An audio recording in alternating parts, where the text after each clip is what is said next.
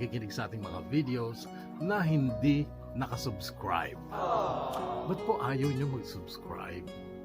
Sana po mag-subscribe po kayo. Alam niyo po, matutulungan nyo ako pag kayo po ay nag-subscribe. Kaya please, mag-subscribe po kayo. Pindutin na po ang subscribe button, pati ang notification bell para ma-notify kayo, ma-update kayo kung meron tayong bagong upload na videos.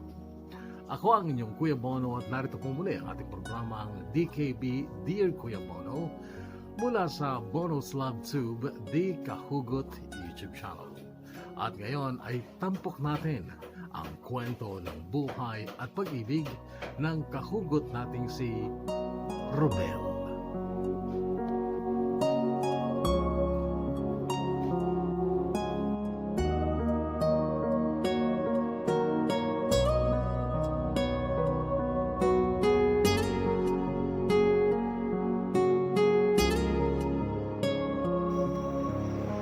Dear Kuya Bono, magandang oras sa'yo. Kumusta ka na? Nakita na kita sa personal ng 3 beses at nakasabay pa kita sa eroplano noong 2012. Papunta ka noon sa Saudi at ako naman ay papunta sa Abu Dhabi. Parehong kuripot ang mga nasumpungan nating employers noon kaya't connecting flight yung nabook nilang flight para sa atin. Nakasabay pa kita hanggang Hong Kong at Oman Airport. Pero sa Oman, lumipat na ako ng eroplano papuntang Abu Dhabi. Gusto sana kitang dikitan noon, kaya lang nahihiya ako kasi parang hindi mo naman kailangan ng kasama o kausap. Namukhaan lang kita kasi nakita kita noong pa-concert ng Tanduay sa Tugigaraw. Ikaw ang isa sa mga MC noon. Nagpunta kasi kami noon sa Tugigaraw para dalawin ang girlfriend ng ka-boardmate ko. Sakto namang pa-concert ng Tanduay kaya nanood na rin kami. Tapos nakita din ulit kita sa ISU Kawayan. May pa-concert din noon ng Talk and Text at naroon ka para mag-feed ng updates sa station nyo. Tinawag ko noon ang pangalan mo, Kuya Bono. Lumingon ka pa nga tsaka ngumiti ka. Kinilig ako Kaya kilala kita sa mukha pero ako sigurado na hindi mo ako kilala. Kaya magpapakilala ako. Ako si Robel. Ito ay totoong pangalan ko na pinaghirapang isipin ng mga magulang ko na sina Roman at Belinda. O diba? Sobrang halata kung saan hinango ang pangalan kong Robel mula sa Roman at Belinda.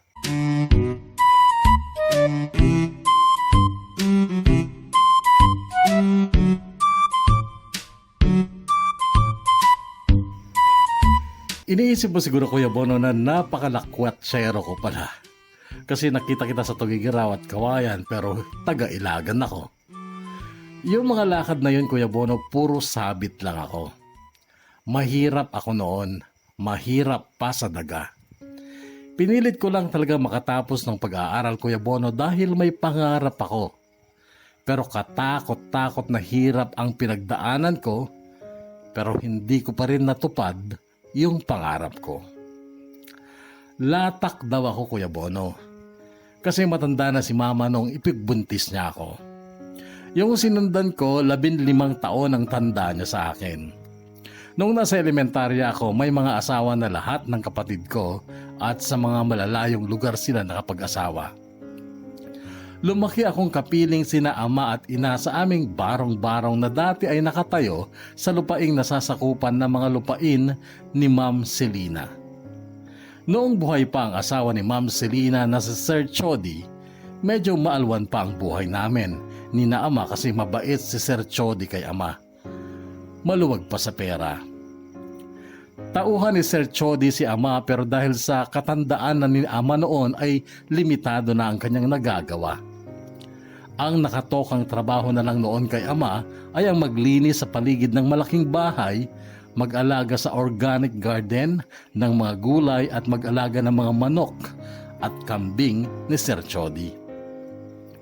3rd year high school ako nung mamatay si Sir Chody dahil sa malubhang karamdaman.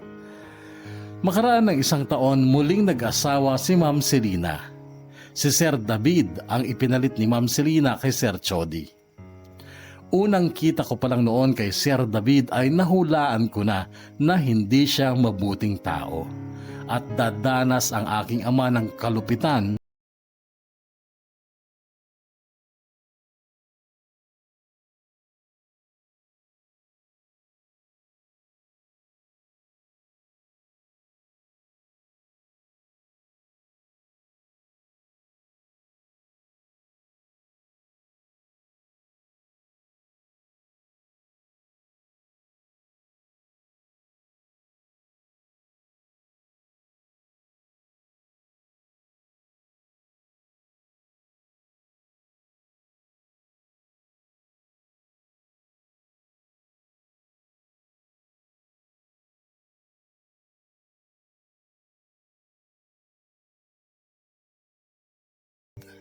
noong matiyak ni ama na marihuana nga ang mga yon ay pinagbubunot niya mga ito at saka pinaanod sa ilog.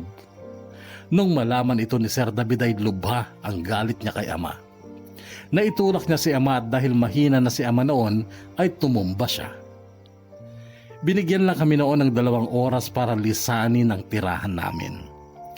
Saktong 2 oras, sinunog ni Sir David ang barong-barong namin na nagsilbi naming tahanan sa matagal na panahon.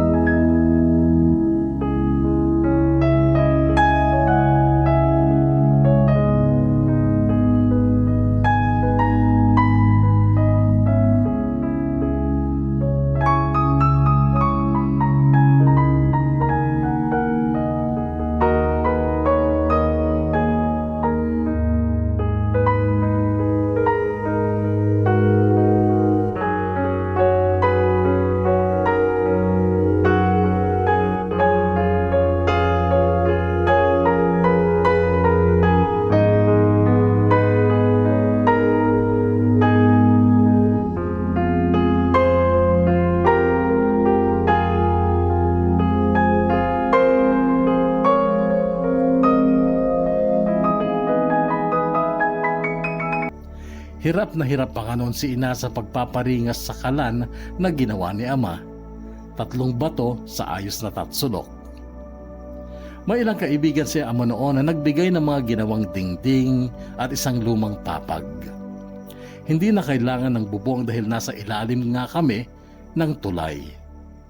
Nagawa pa ni ama noon ang magbiro. Sa wakas, natupad na ang pangarap kong magkaroon ng tirahan na milyon ang halaga.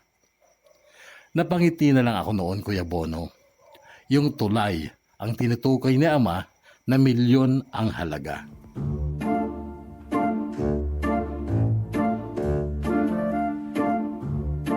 Kaya lang hindi lang pala si Sir David ang nagalit kay ama dahil sa ginawa nito sa mga puno ng marijuana, kundi maging si Mandunggo. Si Mandunggo ay barkada ni Sir David. Malaking tao si Mandunggo.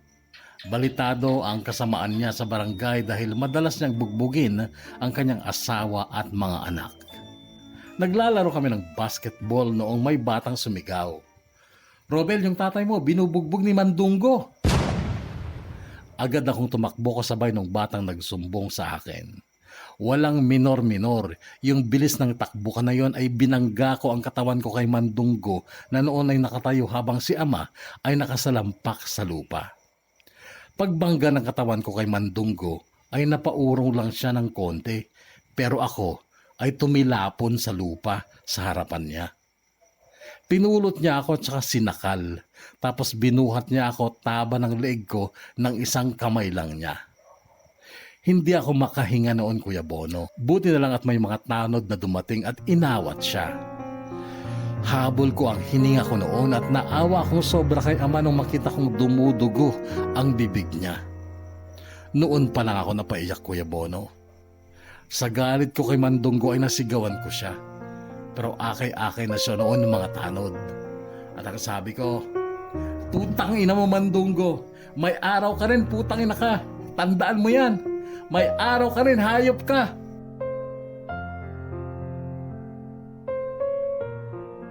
Sa awa ng Diyos at sa malabis kong pagtsatsaga, Kuya Bono, ay nakatapos ako ng high school. May sakit noon si ina at si ama. Ang problema niya noon ay wala siyang maisusuot na maayos na damit para sa graduation ko. "Kahit ano na lang dyan, ama, basta ang mahalaga may kasama akong magulang," sabi ko. Pero parang nagsisi din ako nung nasa school na kami kasi pinagtitinginan si ama. Lumang-luma kasi ang mga suot niya. Kupas na kupas at hindi pa plansyado. Gusot-gusot. Nung sumapit ang pasukan, gustuhin ko man ay hindi ako nakapag-enroll, Kuya Bono. Wala kasi kaming perang pang tuition noon kahit sa public school lang na murang-mura pa ang tuition fee. As in, walang-wala kami. Kaya naghinto muna ako at nagtrabaho sa bukid para makaipon.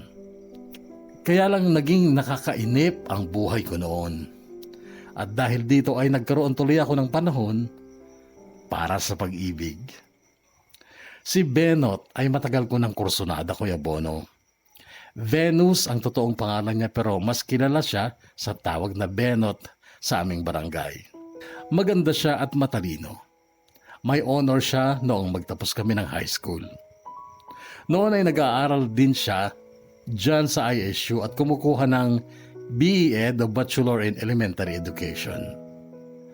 Simple lang din ang buhay ni na Benot. Magsasaka din lang ang kanyang ama pero sarili nila yung bukid. Si Amelia ay matalik na kaibigan ni Benot. Best friends sila mula nung maliliit pa kami.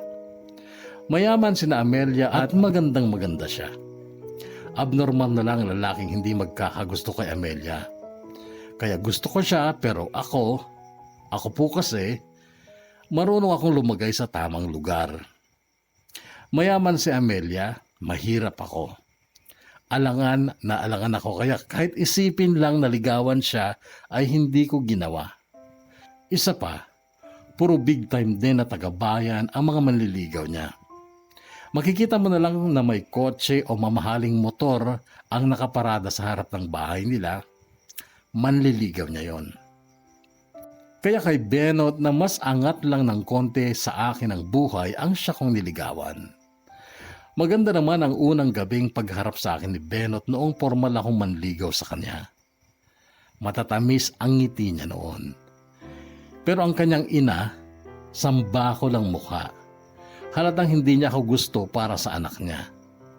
Di ko nalang pinansin, Kuya Bono, kasi sa isip ko, si Benot naman aasawahin ko kung sakali. Hindi yung nanay niya.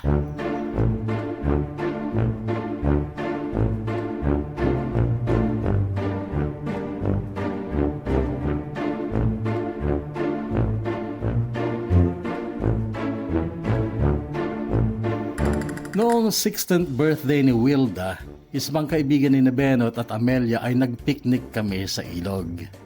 Si Benot ang nag-aya sa akin para daw may katulong sila magbitbit ng mga pagkain. 6 lang kami noon, Kuya Bono. Ako, si Benot, si Wilda at yung boyfriend niyang si Maki, si Amelia at yung manliligaw niyang si Jefferson na taga-bayan. Napapangiti ako noon, Kuya Bono, kasi pair by pair kami at nasa isip ko noon na kulitin si Benot para sagutin niya na ako. At yun nga ang ginawa ko. Kaya lang hindi pinapansin ni Benot yung mga sinasabi ko. "Huwag kang maingay, Robel." Ganito lang ang lagi niyang sinasabi sa akin. Hanggang sa sumapit ang saktong 3 buwan ng panliligaw ko sa kanya. Nag-ayos ako ng sarili. Bagong gupit ako, nagsuot ako ng bagong damit na binili ko lang sa palengke. Nagwisik ng kulo na mumurahin din at saka ako umarya kina Benot. Noon ay desidido akong pasagutin siya. Nung mabungaran nila ako sa parang terrace nila ay masaya ang ngiti nila sa akin.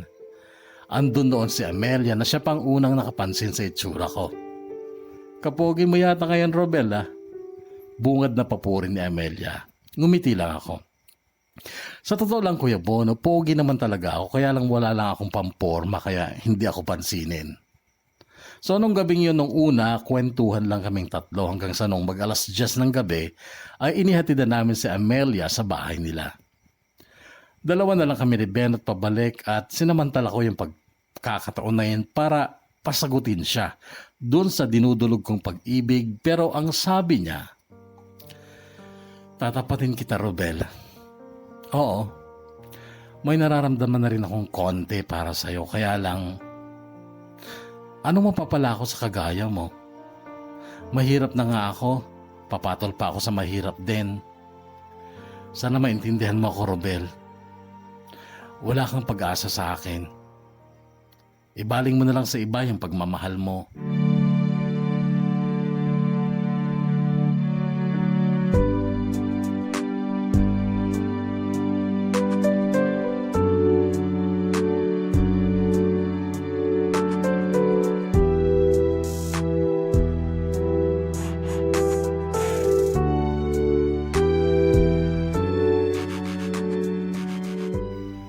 Umuugong lagi ang mga salitang yun ni Benot sa isipan ko, Kuya Bono. Kaya nung sumunod na pasukan ay nag-enroll ako. Criminology ang kinukuha ko dahil yun talaga ang pangarap ko kahit nung maliit pa ako. At sa tuwing nakakakita ako ng pulis na naka-uniforme ay nai-inspire ako. Parang ang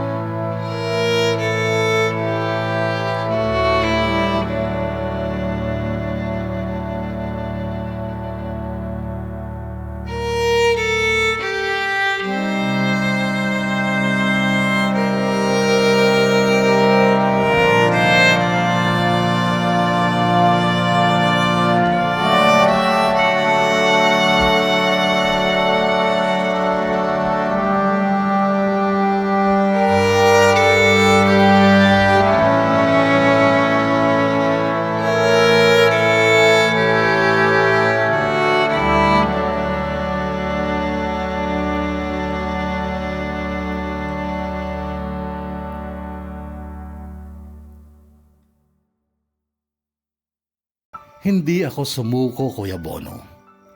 Noong second year na ako ay nakilala ko si Sir Marvin. Siya ay instructor namin sa PE na martial arts. Black belter siya, Kuya Bono. Noong una pa lang ay idol ko na siya kasi pangarap ko ding maging magaling sa martial arts. Sinadya kong dikitan si Sir Marvin hanggang sa naging paborito niya ako. Paborito niyang utusan. Pero nung makilala niya ako at marinig niya yung munting kwento ng buhay ko, parang naawa yata siya sa akin. Hanggang sa inalok niya ako na doon na lang daw ako tumira sa apartment niya. Gagawin daw niya akong parang katulong at siya na ang bahala sa mga gastusin ko. Pumayag kaagad ako, Kuya Bon.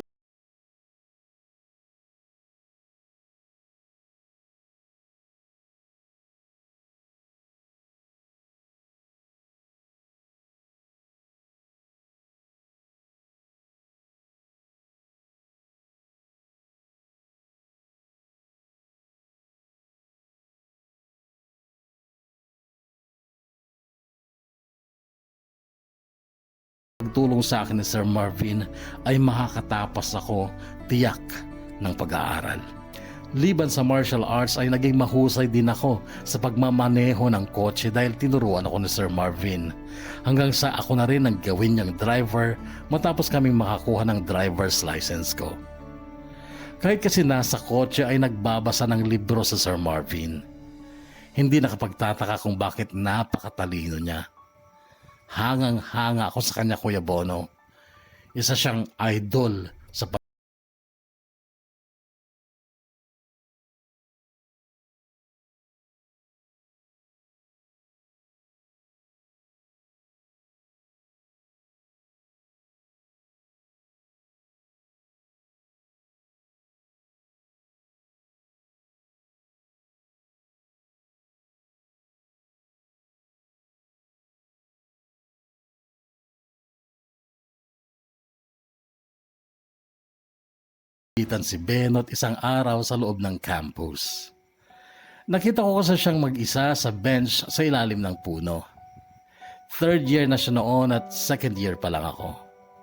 Lalo pang gumanda si Benot noon, Kuya Bono, kasi nagpahaba siya ng buhok tapos pinaunat niya. Unat na unat. Hi Benot, bati ko sa kanya noon. Huwag mo akong tawaging Benot, Tito Rubel. Ano naman, wala namang ibang tao ah. Kahit na. Anong kailangan mo? Dati pa rin. Yung pag-ibig mo ang kailangan ko. Di ba binasted na kita? Nakalimutan mo na ba? Meron tayong tinatawag na second chance. Di ba? Rubel, uulitin ko lang sa iyo, Hindi ako mag-aasawa ng mahirap kasi mahirap na ako. Sabihin mo na akong ambisyosa, okay lang sa akin. Pero mahirap ka din, di ba? Alam ko na uunawaan mo ako kung bakit ako ganito. Mahirap ako ngayon, Benot. Pero pag nakatapos ako ng pag-aaral at naging pulis ako, kulang pa ba yun sa'yo? Ang tanong, Robel, makakatapos ka ba? Magiging pulis ka ba? Natigilan ako sa banat na yun ni Benot. Nakita ko siyang tumayo. Pinulot niya mga gamit niyang nakalatag sa upuan at bago siya umalis ay nag-iwan siya ng salita. Tsaka na naman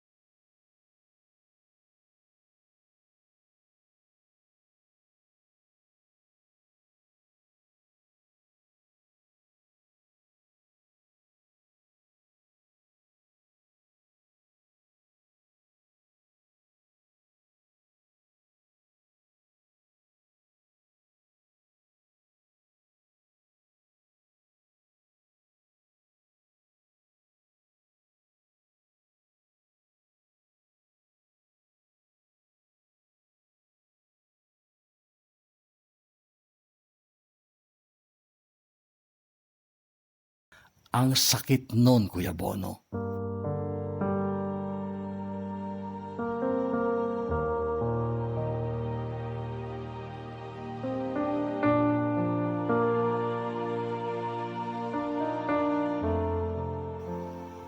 Noong magtatapos na ako ng kolehiyo, Kuya Bono, ay biglang nagkasakit si Ama.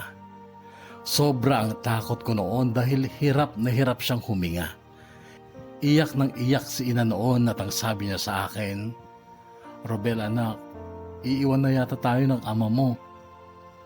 Noon ay hindi ko alam kung anong gagawin ko kay Ama. Hindi ko alam kung anong hahawakan ko sa kanya para makatulong ako sa hirap niyang paghinga hanggang sa mapaiyak na rin ako. Ang sabi ko, Ama, dumaban ka. Huwag ka munang mamamatay, Ama. Magtatapos pa ako ng college magiging pulis na ako. Giginhawa na yung buhay natin. Mararanasan mo na yung maginhawang buhay, Ama.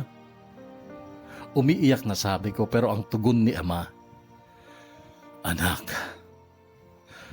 hindi ko hinahangad ang maginhawang buhay dito sa lupa. Lahat ng nandito sa lupa, panandalian lang. Ang nasa kabilang buhay, ang langit, ang paraiso, at walang hanggan. Pagkatapos sabihin ito ni Ama ay napapikit siya, Kuya Bono, at saka tumigil sa paghinga.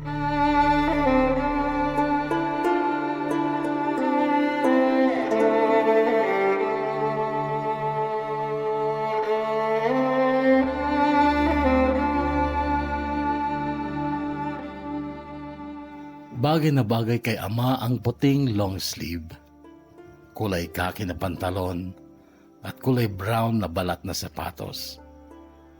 Galing daw lahat yung mga yon kay Amelia. Bagong gupit din si Ama noon at hindi ko na siya ikinahihiya dahil siya ang kasama kong aakyat sa entablado para sa aking pagtatapos sa kolehiyo. Hindi natuluyan si Ama, Kuya Bono. Noong saglit siyang tumigil sa paghinga, ay bigla siyang umubo. Humingi siya ng tubig at saka muling nahiga at natulog.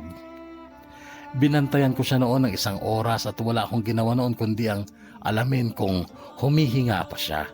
Andiyan yung itapat ko yung palad ko sa tapat ng ilong niya, damhin yung pulso niya, damhin yung pulso niya sa gilid ng noo niya, at nung matiyak kong mabubuhay pa si Ama, tsaka pala ako natulog. Noon ay sa papa na ni Amelia nagtatrabaho si Ama. Si Ama ang namamahala sa fish pond ng papa ni Amelia.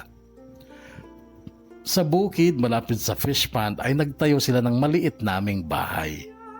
Si Ina naman ay madalas magtungo sa bahay ni na Amelia upang maglaba.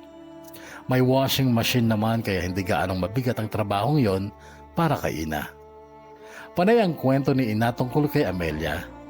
Napakabait at napakagalang daw na dalaga ni Amelia. Puring-puri ni Ina si Amelia at ang sabi pa niya, "Anak, sana ang mapangasawa mo ay yung kagaya ni Amelia, ano? Kung ano, kinaganda ng mukha niya, siya din kinaganda ng kalooban niya."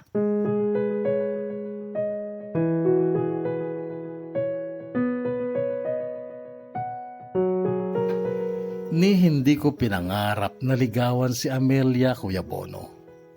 Suntok sa buwan tayo doon. Si Benot pa rin ang gusto kong mapangasawa lalo na't nalaman ko na ang lalaking yon na umakbay sa kanya ay barkada lang daw nila at lasing lang noon.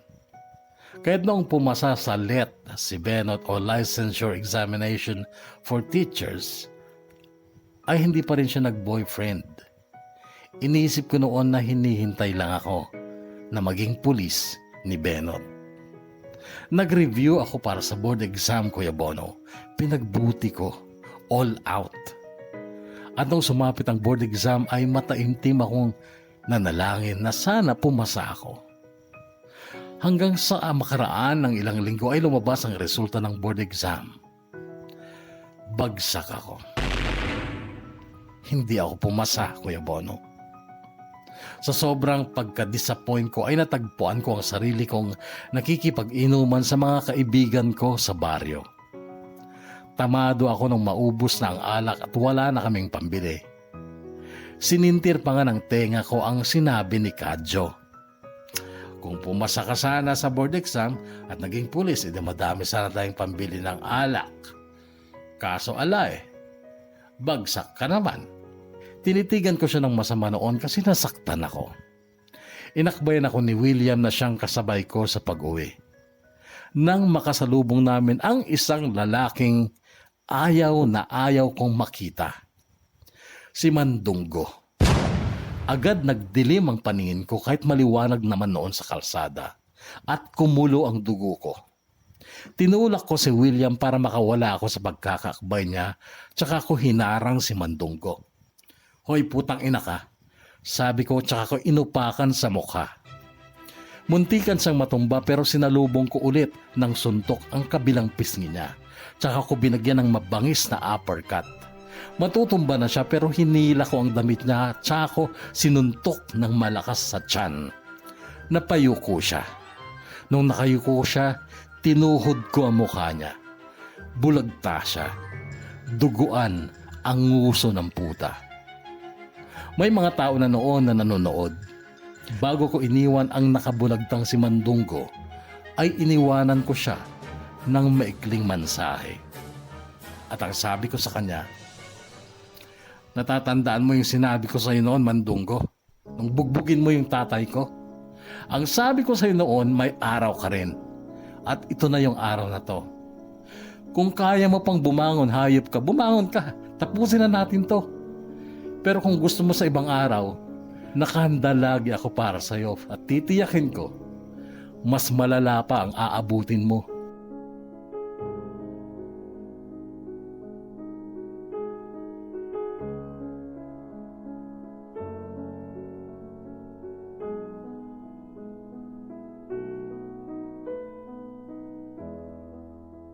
Pinagalitan ako ni Ama nung malaman niya ang ginawa ko kay Mandunggo.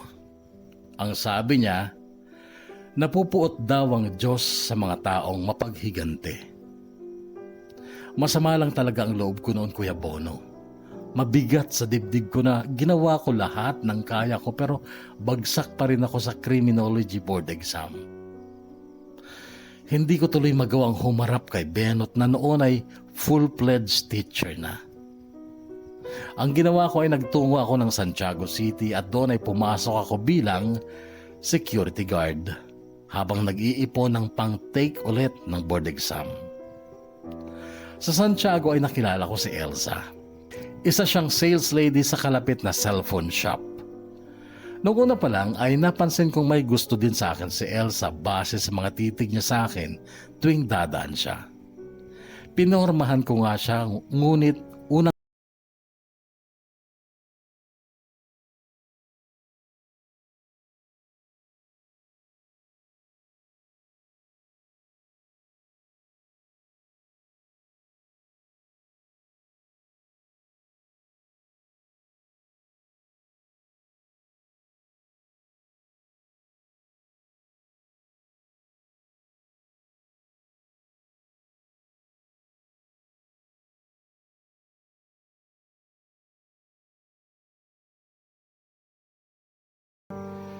nagtatampo na ako sa Diyos noon, Kuya Bono. Halos maiyak pa ako nung nagdasal ako bago ako sumagot sa mga questionnaires sa board exam. Pero wala pa din. Hanggang sa mabuo ko sa isipan ko ang isang plano. Magsusundalo na lang ako. Aalis ako. Pagbalik ko,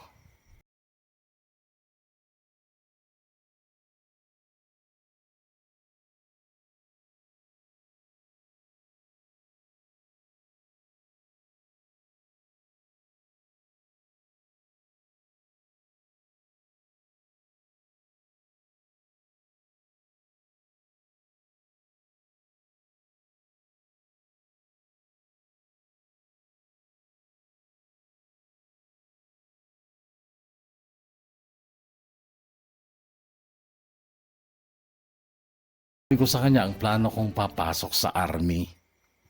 Tahasan siyang tumutol. Kumontra siya. Ang sabi niya, ipinagbabawal ng Jehovah na tayo ay lumahok sa digmaan.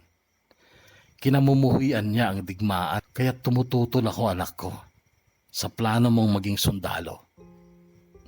Hindi ko na kinontra si Ama, Kuya Bono. Hanggang sa may isa kong kaibigan na nakachat ko, siya si Wilfred at nalaman ko na nagbabalak siyang magtrabaho sa abroad. Luluwas daw siya ng Maynila at doon maghahanap sa mga agency kung anong mga bakante na pwedeng pasukan. Sumama ako, Kuya Bono, dahil may ipon ako noon sa pagiging CQ ko. Sa isang agency ay kami pa ang hinila. Doon ay nalaman namin na maraming job offers. Si Wilfred ay nag-apply bilang waiter sa Saudi Arabia at ako naman ay family driver sa Abu Dhabi. Naging napakabilis ng proseso, Kuya Bono. Hanggang sa kulang isang buwan lang ay nag-flight na kami. At yun nga, nakasabay pa kita sa eroplano hanggang sa airport sa Hong Kong at Oman. Sa totoo lang, may kaba ako noon, Kuya Bono. Ang bilis kasi ng mga pangyayari at kahit minsan noon ay hindi ko pinangarap ang mag-abroad dahil ang pangarap ko'y maging isang pulis. Pero ngayon, sa pagiging driver sa Middle East pala ako, babagsak.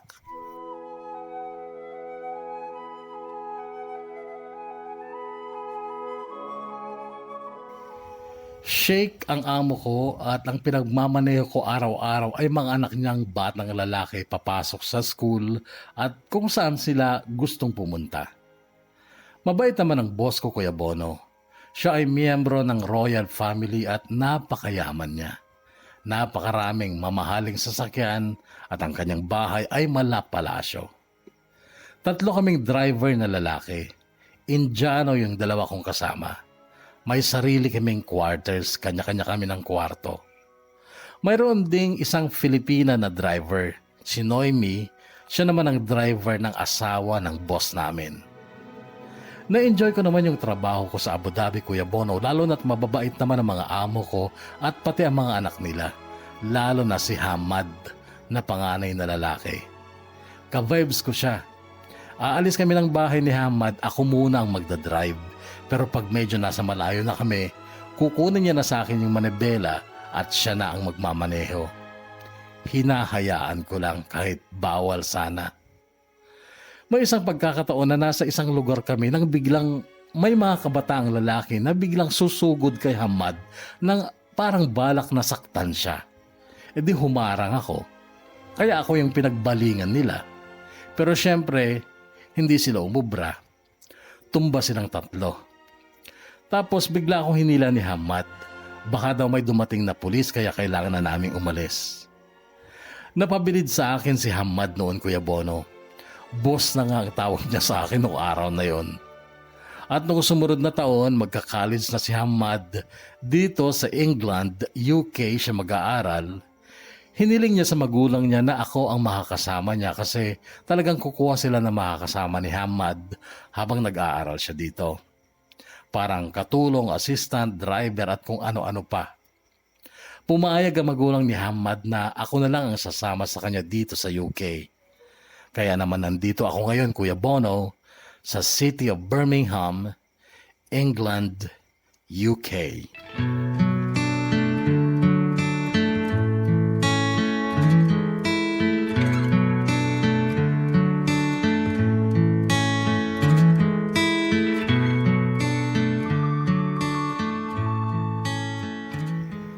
Mula pa nung nasa Abu Dhabi ako ay pinapadala ko lahat kina ama at ina yung buong sahod ko kasi gusto ko makapagpatayo sila ng simpleng bahay na konkreto. At yun ay nangyari naman, Kuya Bono. Natuto na ring mag-cellphone si ina kaya't siya ang lagi kong katawagan. Tapos kasi ng high school si ina at iba sa panahon nila. Talagang kahit high school level lang, lintik kung mag-English. Hanggang sa pati Facebook ay natutunan na ni ina. At nagulat ako isang araw na makita ko ang litratong pinost ni ina sa Facebook niya. Litrato yun nakuha sa harap ng Kingdom Hall. 3 sila sa litratong yon. Si ama, si ina, at isang napakagandang dalaga, si Amelia. Agad kong tinawagan si ina noon. Ina, ba't kasama niyo si Amelia sa litrato sa harap ng kapilya? Ay, kaanib na siya. Saksi na siya, anak. Talaga? Inaya niyo ba? Abay, hindi. Kusa siyang umanib. Noon, Kuya Bono, ay hinanap ko ang Facebook ni Amelia. Gusto ko lang sabihin sa kanya na natutuwa ako kasi kasama niya na sa pananampalataya ang mga magulang ko. Agad ko siyang inad at kinonfirm naman niya agad ako. Siya pa ang unang nag-message. Sir, kamusta ka dyan? Napangiti ako sa tawag niyang sir sa akin. Maka-sir ka naman, ma'am, sabi ko naman. Emoji na haha ang reply niya. Kumusta ka? Saksi ka na rin pala ha. Natutuwa ako at naisipan mo yan. Humanga kasi ako sa mga pananaw ng tatay at nanay mo sa buhay eh. Alam mo yung sidhi ng pananampalataya nila at yung paraan ng pamumuhay nila base sa mga aral na nakukuha nila sa relihiyon na to. Hanggang sa naramdaman ko na ito yung hinahanap kong religion at hindi ako nagkamali, Robel. Para sa akin, ito ang totoong religion. Hindi ako komportable sa topic na yun, Kuya Bono, kasi ako'y lagalag na anak ng Diyos. Ligaw, kumbaga, kaya binago ko yung topic. Amelia, kumusta naman yung best friend mo? Tanong ko. Ayun, paganda ng paganda at lumalaki ng pera sa bangko. Pero teka, hindi po kayo friends sa Facebook? Hindi eh. Eh bakit? Sumuko ko na ba? Sana hindi pa, Robel, kasi hanggang ngayon, wala pa din siyang boyfriend. Tingin ko hinihintay ka niya. Talaga? Ganun ba sa tingin mo? Sana nga kasi, ang totoo, Amelia, gusto ko siyang soprosahin eh. Pag uwi ko, madami na rin akong pera at siguro naman, magiging karapat dapat na ako sa kanya. Baka tanggapin din niya ako at kung suswertehin, malay mo, baka pakasalan pa niya ako.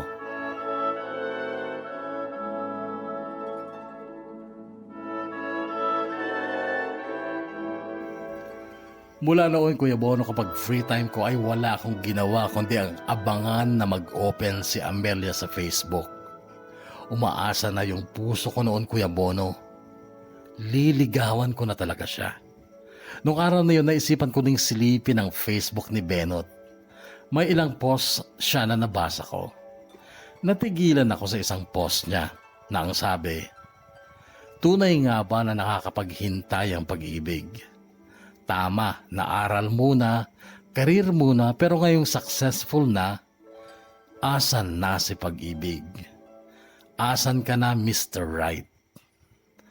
Gusto kong isipin noon, Kuya Bono, na ako yung pinariringgan ni Benot, pero bakit naman ako?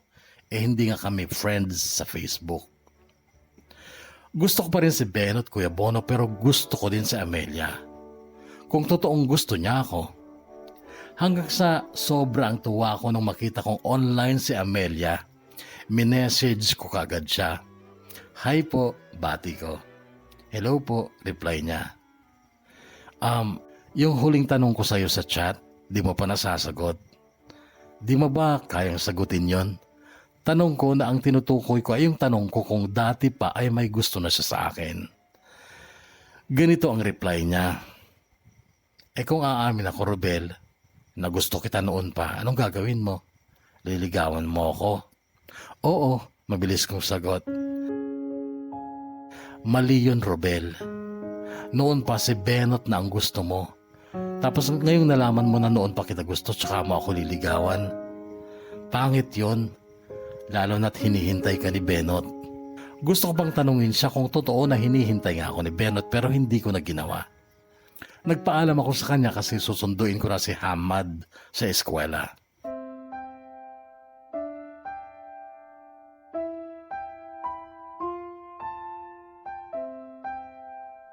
Noong matapos ang school year ni Hamad taong 2018 ay umuwi kami ng Saudi Arabia tapos sinamantala ko na din ang bakasyon niya.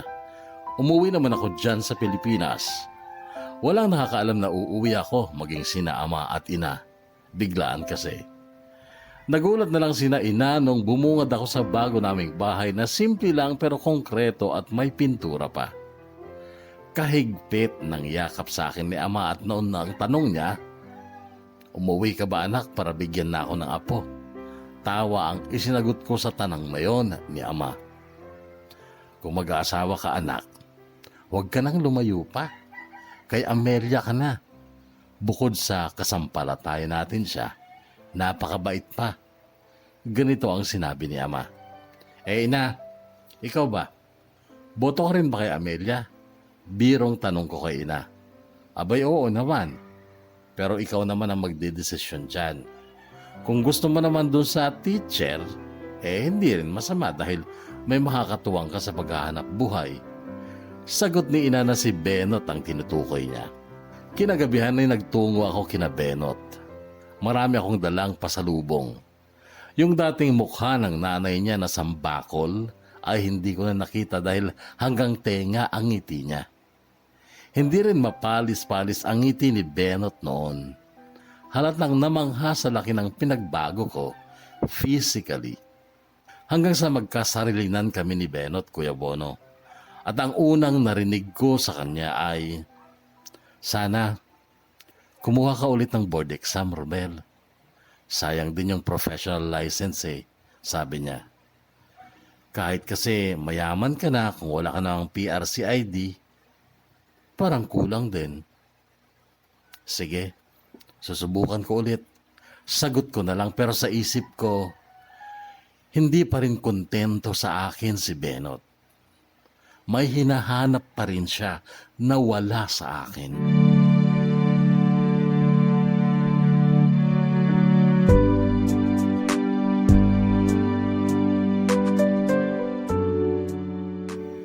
Nung sumapit ang linggo, Kuya Bono, nagulat sina Ama nung makita nilang nauna pa akong nakagayak sa kanila.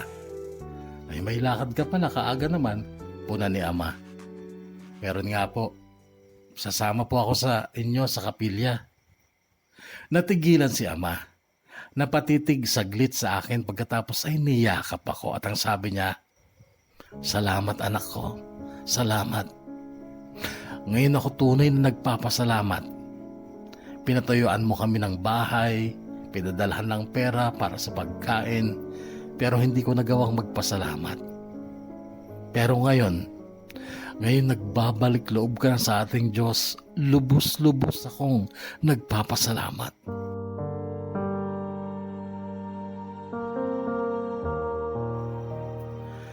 Nadatnan na namin si Amelia sa kapilya. Napakalinis tingnan ni Amelia.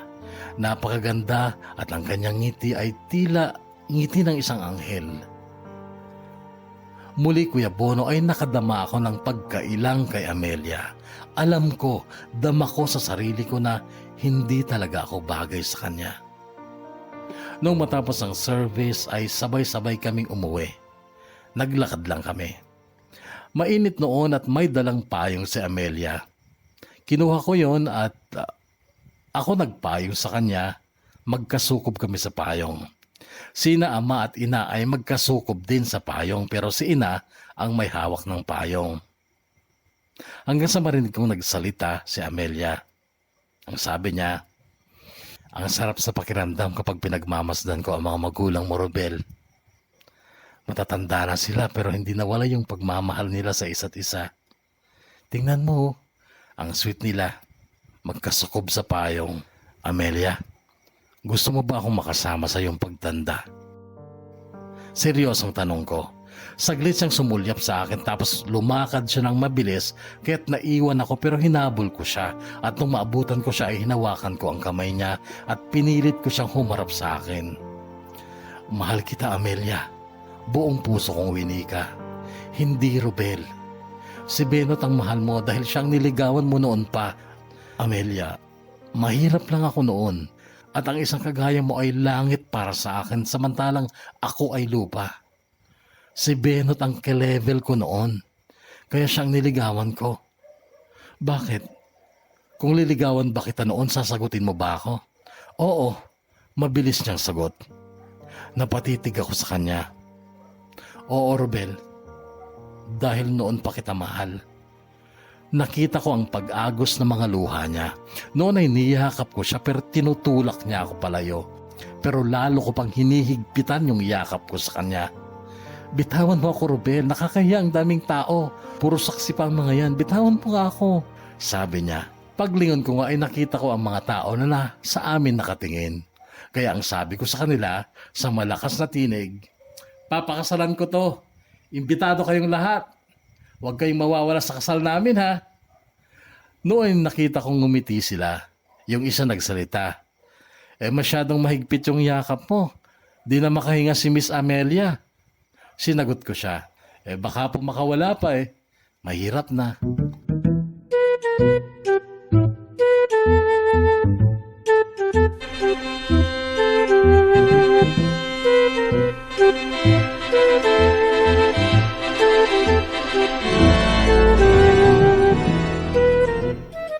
Minadali namin ang kasal namin ni Amelia, Kuya Bono, kasi kailangan ko pang bumalik ng Saudi bago magpasukan ulit sina Hamad dito sa England.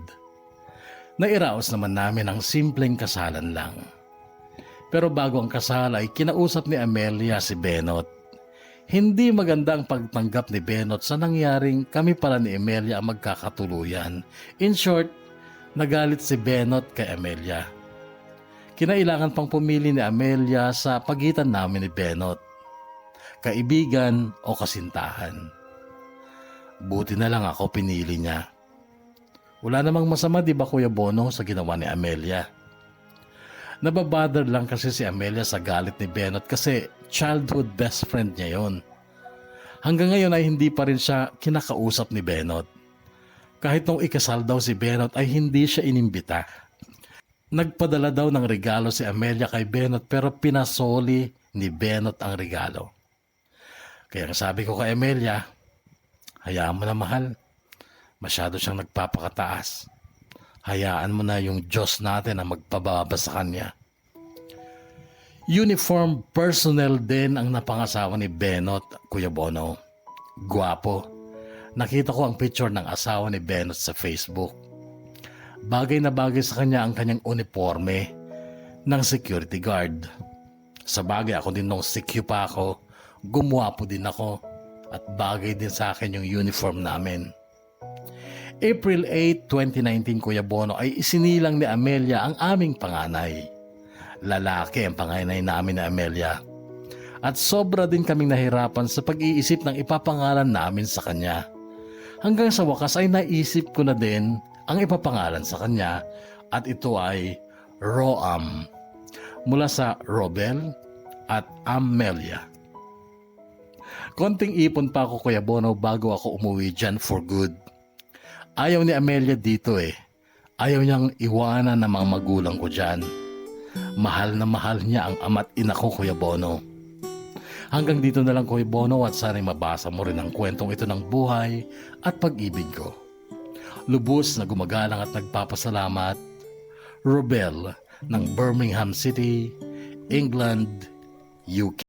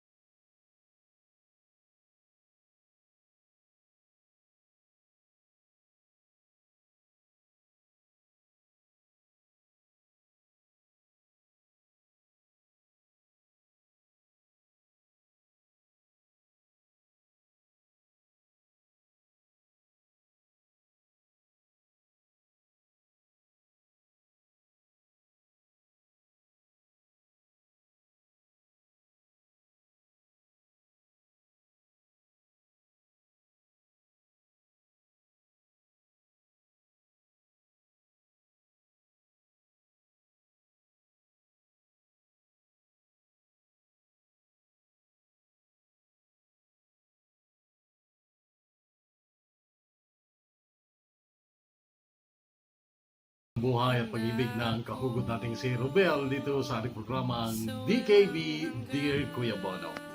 Naalala ko isang kaibigan, isang babaeng kaibigan, si Hazel ng Peña Blanca, Cagayan. Ang ginawa naman niya noon ay nung makakita siya ng gold o X-rated porn na DVD sa office, kumuha siya ng matulis na bagay at pinagugurlisan niya ang DVD at nasira ito. Hindi niya yun pagmamayari, pero sinira niya.